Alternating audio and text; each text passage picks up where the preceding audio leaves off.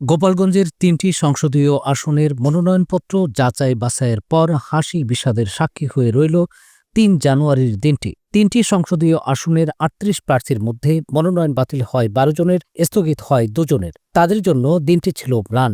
অবশ্য ২৪ জনের মনোনয়ন বৈধ হওয়ায় তাদের মধ্যে ছিল আনন্দের ঝিলিক। ৩ জানুয়ারি শনিবার জেলা প্রশাসকের কার্যালয়ে মনোনয়নপত্র যাচাই বাছাই শুরু করেন জেলা রিটার্নিং কর্মকর্তা মোহাম্মদ আরিফুজ্জামান। ৩টি আসনের জন্য আলাদা আলাদা করে ব্রিফ করেন তিনি। নায়াসিনামাইড ও স্যালিসাইলিক সমৃদ্ধ লিলি ফেস ওয়াশ যা ফেসের ডেড স্কিন সেল দূর করে দেয় দ্বিগুণ ফাস্টার ব্রাইটেনিং। হাসি বেদনার দিনটিতে গোপালগঞ্জে বিএনপি, জামাতে ইসলামী, ইসলামী আন্দোলন, এনপিপি, খেলাফতে মজলিস সহ বিভিন্ন দলের ১২ জন প্রার্থীর সঙ্গে কথা বলেছে রাইজিংবিডি.কম। শুনে আসা যাক তারা কে কি বললেন। আজকে আমার মনোনয়ন বৈধ হয়েছে, এজন্য এটা আমার প্রথম ধাপ। হাত পাখার প্রার্থী হিসেবে আমার আজকে মনোনয়নপত্র বৈধ হিসেবে ঘোষিত হয়েছে। কীভাবে বাতিল হলো আমি নিজেও জানি না, তো এটা সার্টিফিকেট কপি পাইলে জানা যাবে। বাতিল যেটা করেছে একটা হচ্ছে যে আমি একটা গ্রান্টর ছিলাম, আমি নিজের কোনো লোন নাম্বার নাই, আমি গ্রান্টর ছিলাম।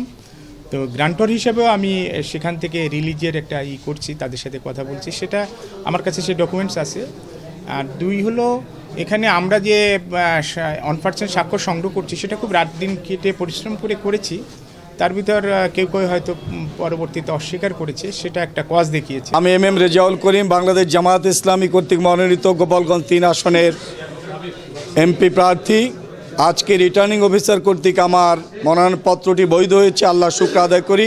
গোপালগঞ্জ ৩-এর মানুষ স্বতঃস্ফূর্তভাবে হাত পাখায় ভোট দেওয়ার জন্য উদ্বুদ্ধ। আমি গোপালগঞ্জ ৩-এর মানুষের জন্য যা কিছু করার তাদের ন্যায্য অধিকার আমি বাস্তবায়ন করব। যেহেতু স্বতন্ত্র প্রার্থী ছিলাম, আমার অনেক চ্যালেঞ্জ ছিল। তো আজকে আপনাদের মাধ্যমে আমি টুঙ্গিপাড়া কোটালীপাড়ার যে সমস্ত ভোটার ভাই ও বোনেরা আজকের এই স্বতন্ত্র প্রার্থী হিসেবে আমাকে অংশগ্রহণ করার সুযোগ দানের জন্য আমার মনোনয়নপত্রে সমর্থন ফর্মে যে স্বাক্ষর করে সুযোগ দিয়েছেন, আমি সর্বপ্রথম তাদের প্রতি কৃতজ্ঞতা প্রকাশ করছি। মজলিস এর পক্ষ থেকে নির্বাচনে প্রতিনিধি গণ্য হয়েছে, এজন্য শুকরিয়া আদায় করছি। প্রথম সংলাপ মাদক এবং চাঁদাবাজ, এদের বিরুদ্ধে সবাইকে ঐক্যবদ্ধ হয়ে আমরা সামনের দিকে এগিয়ে যাব। আজকে সত্যি আমার খুব আনন্দের দিন, আমার ভালো লাগছে। তারপরও আমি মর্মাহত, কারণ আমার বিএনপির চেয়ারপারসন উনি নেই। উনি থাকলে আজ আমাদের যে সারা বাংলাদেশে আমাদের যে নির্বাচনী রোডম্যাপে যে আমরা উঠে গেছি, আমরা সবাই আনন্দিত হতাম। আমি প্রথমে অসংখ্য শুকরিয়া আদায় করি মহান রব্বুল আলমিনের কাছে যে আমার মনোনয়নপত্রটি বৈধ হিসেবে গণ্য হয়েছে।